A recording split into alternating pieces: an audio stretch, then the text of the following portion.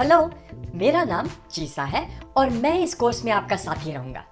मैं चाहता हूं कि आप कल्पना करें कि आप यहाँ इस कोर्स की शुरुआत पर हैं और एकदम अंत में यहाँ पर हम इस कोर्स को खत्म करेंगे। इस कोर्स में हम अपने शरीर के अंगों के बारे में बात करेंगे, खास करके उन अंगों के बारे में जिन्हें हम नीचे पहने कपड़ों से ढकते हैं। हम स्पर्श या टच के बारे में भी सीखेंगे। यहाँ हम सुरक्षित स्पर्श और असुरक्षित स्पर्श के अंतर को समझेंगे और अंत में हम ये देखेंगे कि आपकी उम्र के बच्चे अपने आप को कैसे सुरक्षित रख सकते हैं। अच्छा, एक और बात बता दूं कि यह कोर्स आपके जैसे 1 लाख से ज्यादा बच्चों ने पूरा किया हुआ है। ऐसे ही 2 बच्चे हैं, नेहा और आमिर। यह दोनों इस कोर्स में हमारे दोस्त रहेंगे। जब इन दोनों ने इस कोर्स की शुरुआत की थी तो इन्होंने हमसे ये कहा था, हम स्कूल में गणित और विज्ञान जैसे विषय पढ़ते हैं, मगर ये सुरक्षा वाला विषय मेरे लिए नया है। मैं ये जानना चाहता हूँ कि इस कोर्स में हम क्या करने वाले हैं। अच्छा, और चीज़ा एकदम अजीब दिखता है। अच्छा आमिर, चलो पूरे कोर्स के दौरान हम आपसे और नेहा से बातचीत करते रहेंगे।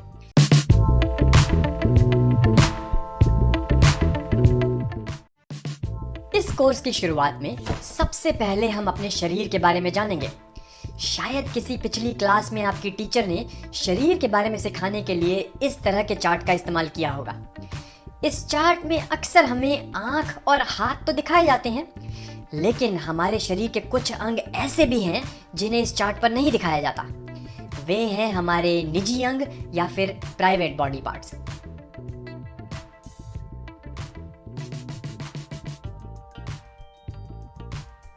अपने शरीर के जिन अंगों को हम हमेशा कपड़ों से ढककर रखते हैं उन्हें हम अपने निजी अंग कहते हैं। मैं जानता हूं कि अपने शरीर के इन अंगों के बारे में बात करना थोड़ा अजीब है। नेहा और आमिर को भी कुछ ऐसा ही महसूस हुआ जब हमने उनसे निजी अंगों के बारे में बात करना शुरू की। मुझे शर्म आ रही थी और मैं अपनी आंखों को बंद करना चाहती थी।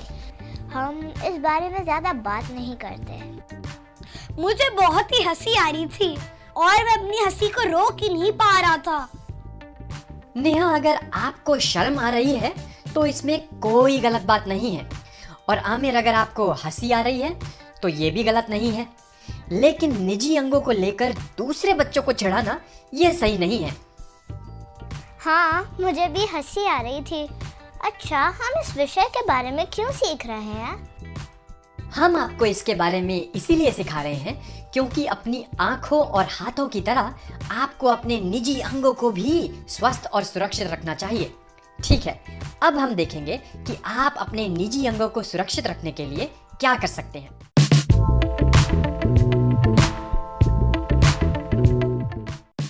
पिछले वीडियो में हमने अपने शरीर के निजी अंगों के बारे में सीखा। अब हम सुरक्षित और असुरक्षित स्पर्श के बारे में बात करेंगे, लेकिन उससे पहले मैं आपसे एक सवाल पूछना चाहता हूँ। इन दोनों तस्वीरों को ध्यान से देखिए। पहली तस्वीर में एक आदमी दूसरे प्लेटफॉर्म पर जाने के लिए रेलवे लाइन पार कर रहा है और दूसरी तस्वीर में वही आदमी रेलवे पुल का इस्तेमाल कर रहा है। इन दोनों तस्वीरों में से कौन सी स्थिति सुरक्षित है और कौन सी असुरक्षित है? आपको क्या लगता है नेहा? जो आदमी रेलवे पुल का इस्तेमाल कर रहा है वह सुरक्षित है, क्योंकि ट्रेन उसके नीचे से आसानी से जा सकती है। दूसरा आदमी असुरक्षित है, क्योंकि ट्रेन से उसका एक्सीडेंट हो सकता है। बिल्कुल सही, थैंक यू नेहा। अच्छा, ट्रेन के उदाहरण की तरह ही कुछ स्पर्श या टच सुरक्षित होते हैं और कुछ असुरक्षित होते हैं। ये 2 नए उदाहरण हैं। पहली तस्वीर में आप कल्पना कीजिए कि आपके अंकल आपको पीछे से कसकर गले लगा रहे हैं, और दूसरी तस्वीर में आप ये सोचिए कि बिजली कड़कने की आवाज को सुनते ही आप डर जाते हो, तभी आपकी मम्मी आपको गले लगा लेती हैं। इन दोनों में से कौन सा स्पर्श सुरक्षित है और कौन सा असुरक्षित? आपको क्या लगता है आमिर? मम्मी का गला लगाना सुरक्षित स्पर्श है।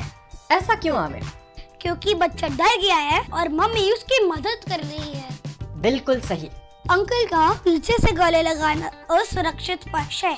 अगर मेरे साथ ऐसा कोई करेगा तो मुझे अच्छा नहीं लगेगा। तो इस वीडियो में हमने सुरक्षित और असुरक्षित चीजों के बारे में सीखा। हमने देखा कि जिस तरह कुछ हालात सुरक्षित और असुरक्षित होते हैं, उसी तरह कुछ स्पर्श सुरक्षित और असुरक्षित होते हैं। अगले वीडियो में हम एक आसान तरीका सीखेंगे जिसका इस्तेमाल हम खुद को सुरक्षित रखने के लिए कर सकते हैं। इस तरीके का इस्तेमाल हम अपने निजी अंगों को सुरक्षित रखने के लिए भी कर सकते हैं।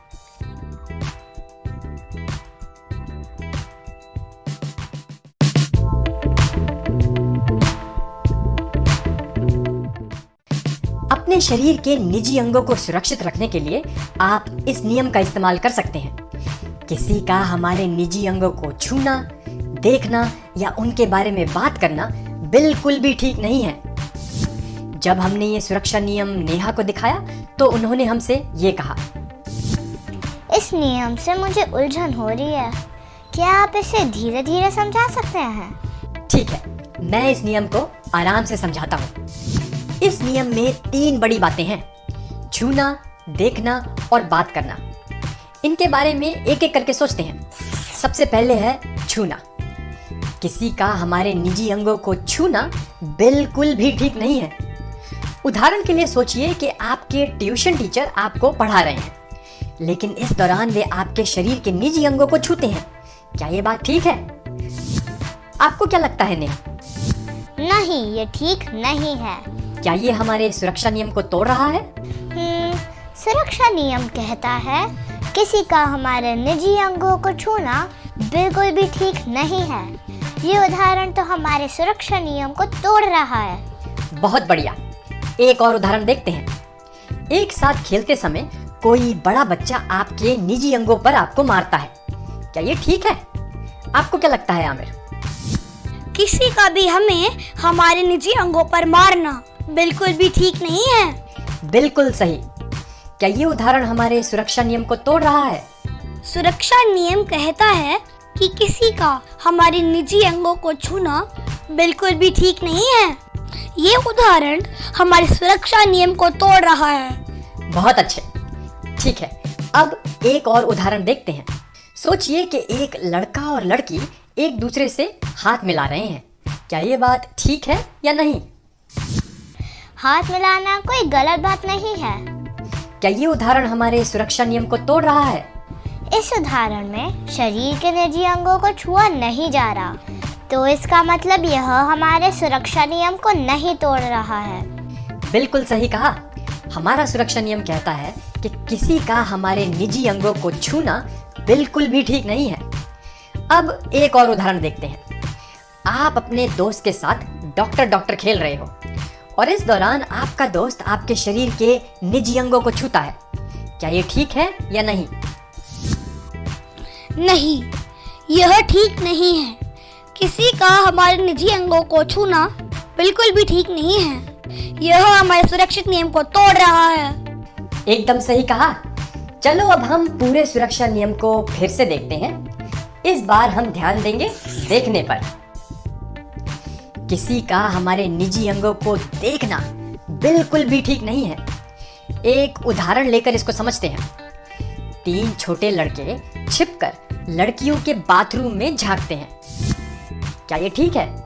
यह ठीक नहीं है। किसी का हमारे निजी अंगों को देखना बिल्कुल भी ठीक नहीं है। बहुत अच्छे।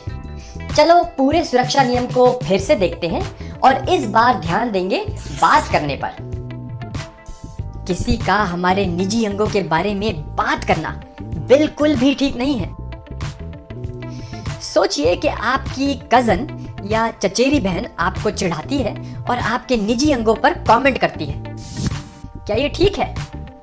यह ठीक नहीं है। सुरक्षा नियम कहता है कि किसी का हमारे निजी अंगों के बारे में बात करना बिल्कुल भी ठीक नहीं है। क्योंकि हमारी कजन हमारे निजी अंगों के बारे में बात कर रही है, इसलिए यह नियम टूट रहा है। बहुत बढ़िया। एक आखिरी उदाहरण देखते हैं। आपके अंकल आपको निजी अंगों के बारे में एक जोक सुनाते हैं। क्या ये ठीक है? यह ठीक नहीं है। क्योंकि अंकल निजी अंगों के बारे में बात कर रहे हैं, इसलिए यह उदाहरण हमारे सुरक्षित नियम को तोड़ रहा है। बहुत अच्छे। तो चलो एक बार फिर पूरे सुरक्षा नियम पर ध्यान देते हैं।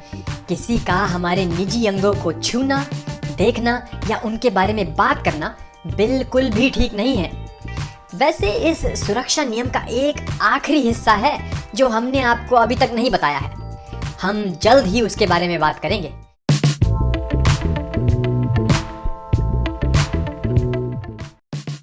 यहाँ स्क्रीन पर हमारा सुरक्षा नियम लिखा हुआ है और ये उस नियम का वो आखिरी हिस्सा है जिसको समझाने का वादा मैंने पिछले वीडियो में किया था। आइए इस पूरे नियम को साथ में देखते हैं। किसी का हमारे निजी अंगों को छूना, देखना या उनके बारे में बात करना बिल्कुल भी ठीक नहीं है, सिवाय हमारे शरीर को साफ और स्वस्थ रखने के। एक उदाहरण देकर इसको समझते हैं। सोचिए कि एक डॉक्टर आपके माता पिता के सामने आपके निजी अंग पर आपको इंजेक्शन दे रहे हैं। क्या ये ठीक है? आपको क्या लगता है नेहा?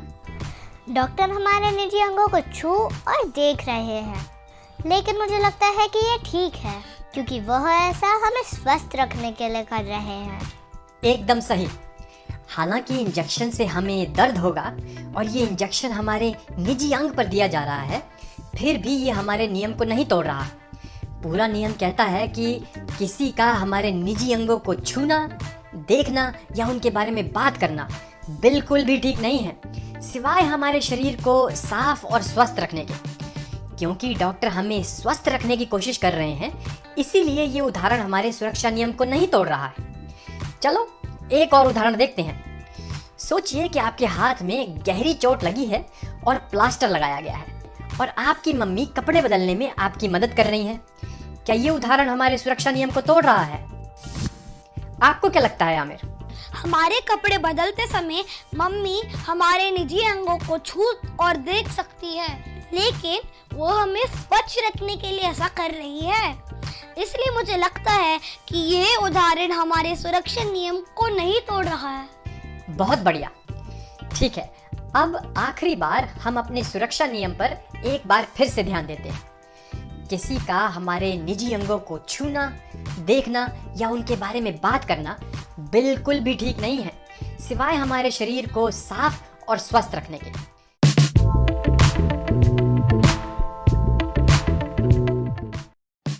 इस कोर्स में अब तक हमने अपने सुरक्षा नियम के बारे में सीखा। किसी का हमारे निजी अंगों को छूना, देखना या उनके बारे में बात करना बिल्कुल भी ठीक नहीं है, सिवाय हमारे शरीर को साफ और स्वस्थ रखने के। अच्छा, अगर कोई आपके इस नियम को तोड़े तो आप उससे नहीं कहें और उस जगह से चले जाएं। ये बात याद रखें, उसे नहीं कहें और उस जगह से चले जाएं। जब हमने ये बात नेहा और आमिर को बताई तो उन्होंने हमसे कई सवाल पूछे। नहीं कहने से कुछ नहीं होगा चीसा।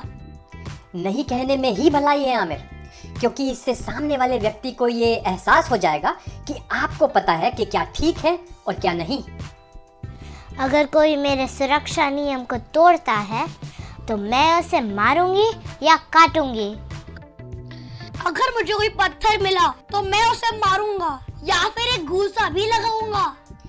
मैं आपकी भावना को समझता हूँ नेहा और आमिर, लेकिन घूसा मारना और दांतों से काटना ये सही तरीका नहीं है, क्योंकि वह इंसान आपको वापस मार सकता है और चोट भी पहुंचा सकता है। नहीं कहकर उस जगह से चले जाना ही सुरक्षित तरीका है। अगर मैं डर जाऊं और नहीं ना बोल पाऊं तब क्या? ये बहुत ही अच्छा सवाल है नेहा। अगर आप नहीं ना बोल पाओ तो कोई बात नहीं, लेकिन उस जगह से चले जाने की कोशिश आपको जरूर करनी चाहिए। क्या मैं मदद के लिए चिल्ला सकता हूँ? हाँ, आप मदद के लिए बिल्कुल किसी को बुला सकते हो। ये अच्छा आइडिया है आमिर। मुझे खुशी है कि आप इतने सारे सवाल पूछ रहे हैं। याद रखना, अगर कोई आपका सुरक्षा नियम तोड़े तो आप उसे नहीं कहें और उस जगह से चले जाएं। अच्छा, एक और जरूरी बात ध्यान रखें, अगर कोई भी आपका सुरक्षा नियम तोड़ता है तो इसमें आपकी कोई गलती नहीं है।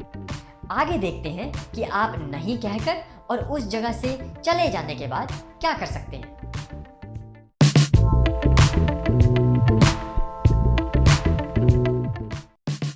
हमने देखा कि अगर कोई आपका सुरक्षा नियम तोड़ता है तो आप उसे नहीं कहें और उस जगह से चले जाएं। इसके बाद आप उस घटना के बारे में किसी बड़े व्यक्ति को बताएं जो आपकी मदद कर सकता है।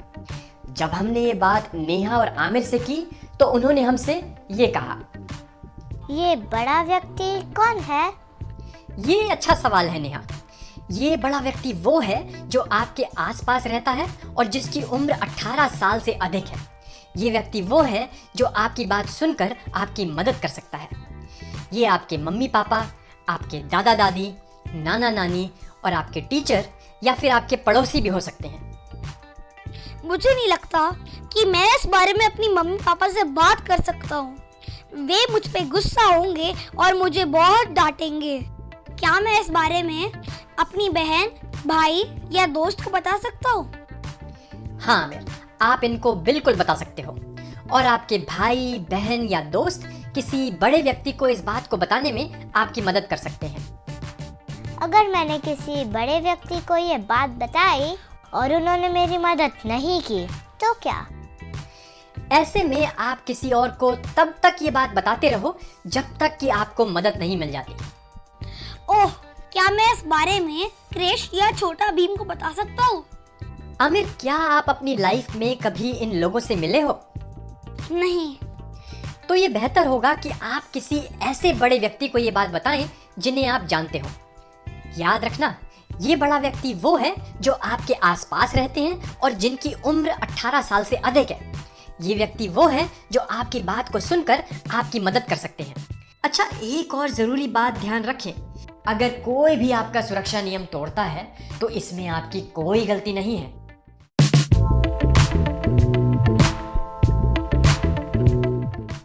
ये वो 3 मुख्य बातें हैं जो हमने साथ मिलकर सीखी। किसी का हमारे निजी अंगों को छूना, देखना या उनके बारे में बात करना बिल्कुल भी ठीक नहीं है, सिवाय हमारे शरीर को साफ और स्वस्थ रखने के। अगर कोई आपके इस सुरक्षा नियम को तोड़ता है तो आप उसे नहीं कहें और उस जगह से चले जाएं। और उसके बाद जो कुछ भी हुआ उसके बारे में किसी बड़े व्यक्ति को बताएं। इन तीनों बातों को याद रखने के लिए अब मैं आपके लिए एक गाना गाऊंगा।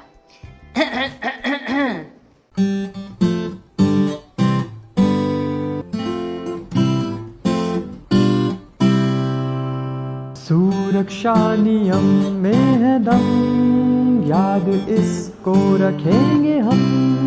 ये नियम कोई तोड़ दे तो ना कहो और बड़े से कह दो। सब मिल के गाओ।